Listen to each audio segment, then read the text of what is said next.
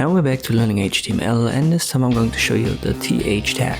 It's for a header cell inside of a table. So it is basically like a data cell, the td tag, but it's placed inside of the head. So in this example you see it for product and value. These are nested inside of th tags, and the rest is nested inside of td tags. By default, it's going to change the formatting. Let me add it, for example, here to $30. I'll change td to th, and now it's bold. And you can also see that it's aligned in center of the specific cell. And this is what the th tag does by default when it comes to formatting.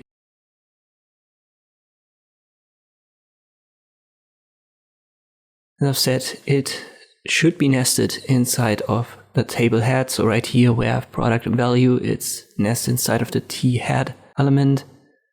I can also get rid of the th right here and change it to td, and product is now not aligned in center, not bold anymore.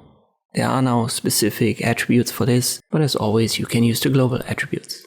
And this is what you need to know about the th tag in HTML. I hope this video was helpful. Thank you for watching, and I'll see you next time.